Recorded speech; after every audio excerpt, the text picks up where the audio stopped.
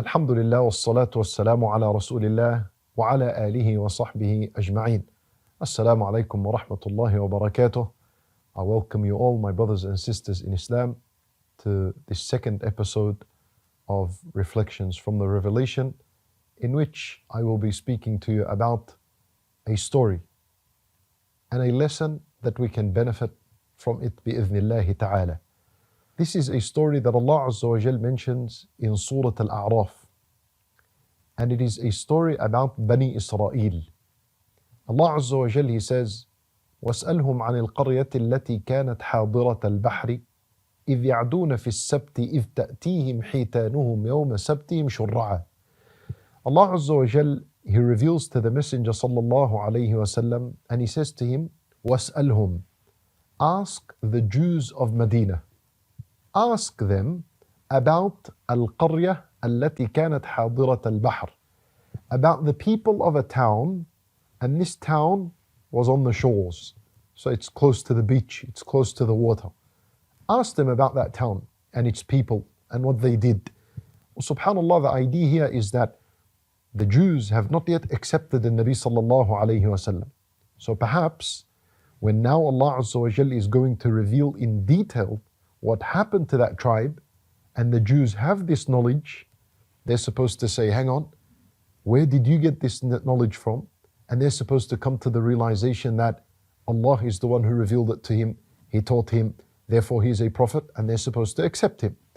So Allah Azza wa Jalla now says about this story, He says, إِذْ تَأْتِيهِمْ حِيتَانُهُمْ يَوْمَ سَبْتِهِمْ شُرَّعًا. A tribe of Bani Israel residing on this town, Allah Azza wa Jal has now forbade upon them that they fish on a Saturday.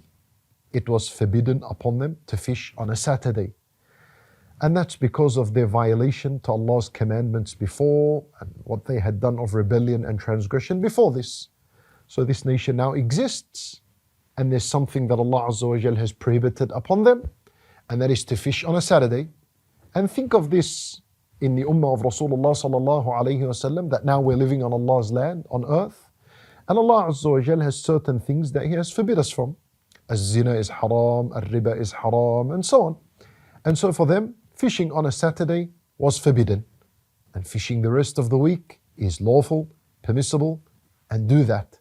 Allah Azza wa Jal, He said, وَاسْأَلْهُمْ عَنِ الْقَرْيَةِ الَّتِي كَانَتْ حَاضِرَةَ الْبَحْرِ إِذْ يَعْدُونَ فِي السَّبْتِ. Now this tribe, they violated the commandment of Allah subhanahu wa ta'ala. إِذْ يَعْدُونَ فِي السَّبْتِ.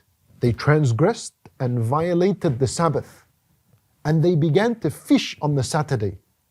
But they would do this in a very shifty, sly manner. They would take their fishing nets and they would cast them out on a Friday night, and they would collect it Sunday morning. So now they appear before Allah Azza wa Jal saying, we didn't fish on Saturday, we didn't directly fish on Saturday. They indirectly caught the fish on a Saturday by placing those nets Friday night and taking it Sunday morning. And this, of course, is a violation against Allah Azza wa Jal. And this is the worst type of violation, because who are you playing tricks with? You're playing tricks with Allah Azza wa Jal, and there are some Muslims that deal with the prohibitions of Allah Azza wa Jal in the same manner. Allah Azza wa Jal forbids something, and for example, people will go around to get to what they want. And this is forbidden. When Allah Azza wa Jal forbids something, then we completely avoid it altogether. إِذْ يَعْدُونَ فِي السَّبْتِ. Allah Azza wa Jal, He said, إِذْ تَأْتِيهِمْ حِيتَانُهُمْ يَوْمَ سَبْتِهِمْ شُرَّعًا. On a Saturday, the fish would come to the ocean.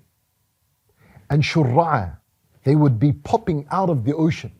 The entire ocean is glittering with the skin of fish. That's how much there was on a Saturday. Shurra'an, literally jumping out. They're on the surface of the water. Some ulama would say that the fish would come right to the shore. Like the very, very severe temptation, you know. It's like it's saying, come take me.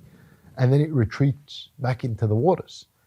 إِذْ تَأْتِيهِمْ حِيتَانُهُمْ يَوْمَ سَبْتِهِمْ شُرَّعًا وَيَوْمَ لَا يَسْبِتُونَ لَا تَأْتِيهِمْ.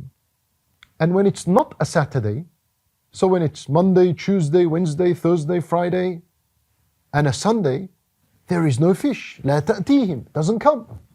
Allahu Akbar. I want you to think of something here. That is, this entire thing is speaking about when the halal becomes difficult and the haram becomes easy. You see, the haram here is to fish on a Saturday. That's the haram. But look how easy it is. On a Saturday, the fish are jumping out of the water. Take me, that's how it is. And other than the Saturday, the rest of the week, 6 days of the week, it's halal to fish. But there's no fish. That's when the haram becomes very easy. And when the halal becomes difficult. And we experience this especially in today's day and age.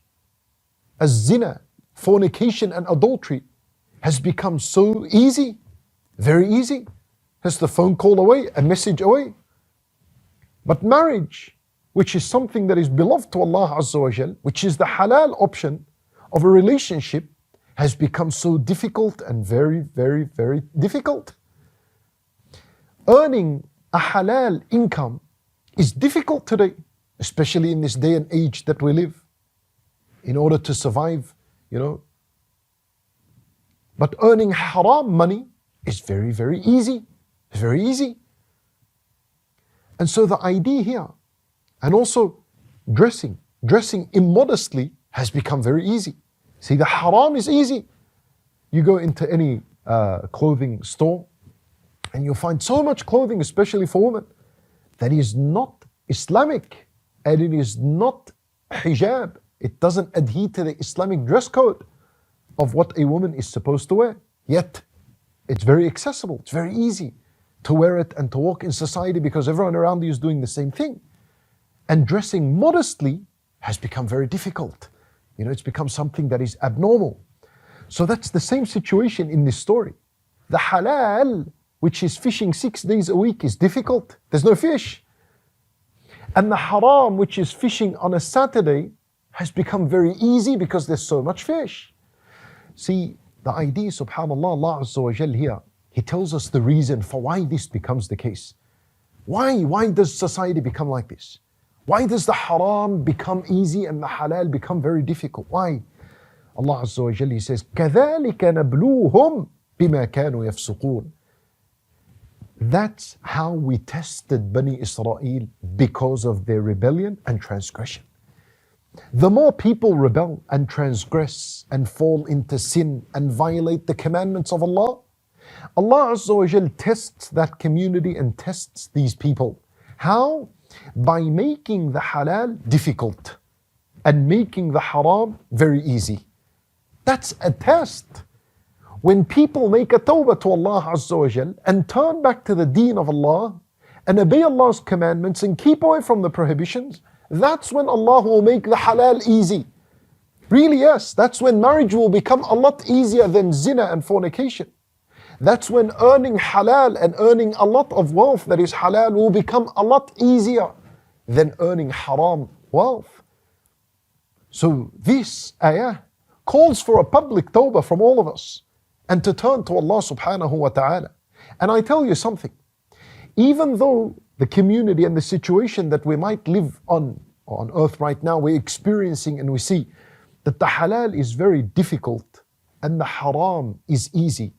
That doesn't mean that, we got no choice but to do the haram. No. Rather, we are supposed to remain patient in these testing, trialing times until Allah Azza wa Jal makes the easy or makes the halal easy. We must be patient. When does Allah make the halal easy? We don't know. Allahu A'lam. Remember, it's all a test. And there are good people among us that are suffering the consequences of the community that is around us, that have violated and rebelled against Allah Azza wa Jal. So now, al-halal becomes very difficult upon us. We need to be patient. We need to be patient and understand that obedience of Allah Azza wa Jal must be at all times, no matter how difficult things were around you. If you find it very difficult to get married, what do you think the solution is? Az-zina. pornography, masturbation. These are not solutions. These will destroy you. They'll destroy your mind. They will destroy your soul. They will put a blackness on your face and on your heart. And what did you get out of it?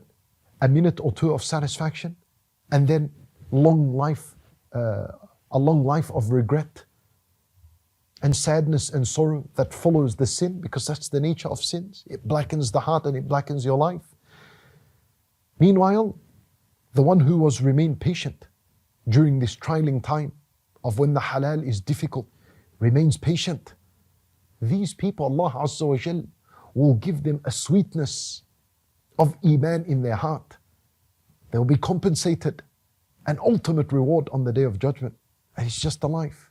And then we'll die one day and stand before Allah Azza wa Jal questioned for all our deeds that we did. كَذَلِكَ نَبْلُوهُمْ بِمَا كَانُوا يَفْسُقُونَ. And hang on, I share with you one more thing. And that is, remember those fish that they were forbidden to take out from the ocean on a Saturday because it was haram? Allah Azza wa Jal, when He spoke about that fish, He said, تَأْتِيهِمْ حِيتَانُهُمْ.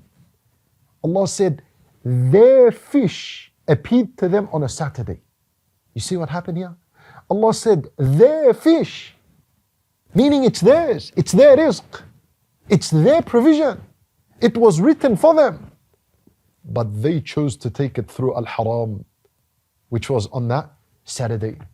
And had they remained patient, Allah Azza wa Jal would have made that fish appear on the halal days, and they would have taken it in al-halal. And so what we learn is what Allah Azza wa Jal has decreed for you of provision. It is coming, it is coming. And Nabi sallallahu alayhi wa sallam, he said, Inna ruh al-Qudus nafatha fi ru'i. That Jibreel, he inspired into my heart, and he said, no soul will die until it completes its provision. No one will depart this worldly life until he gets what Allah has written for him of health and wealth and marriage and children and jobs and whatever it is. You'll get it all. فَاتَّقُوا اللَّهَ وَأَجْمِلُوا فِي الطَّلَبِ. And Nabi sallallahu alayhi wa sallam says, fear Allah and seek your provision in a beautiful manner, in a lawful, permissible matter and a manner that is pleasing to Allah. And then the Nabi sallallahu alayhi wa sallam said, and do not let the delay of your provision force you to seek it in an unlawful, impermissible manner. And this is what happens with people.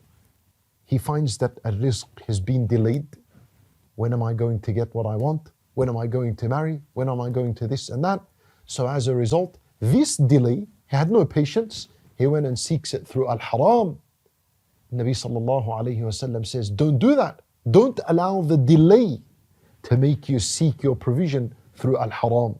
And finally in that hadith, the Nabi sallallahu alayhi wa sallam says, because what is with Allah can never ever be sought through His disobedience. And so that's what we learn from this ayah, from this story. We ask Allah subhanahu wa ta'ala that He rectify our situation. We ask Allah Azza wa Jal that He grant us patience, that He allow us to worship Him and to obey Him even in difficult times. We ask Allah subhanahu wa ta'ala to provide us with halal provision, and that He allow us to seek our provision through halal means, and to protect us from everything that is haram. We ask Allah Azza wa Jal to grant us goodness and success in this life and in the afterlife. Allahu a'lam. Wa sallallahu wa sallam wa baraka ala nabiyyina Muhammad wa ala alihi wa sahbihi ajma'een.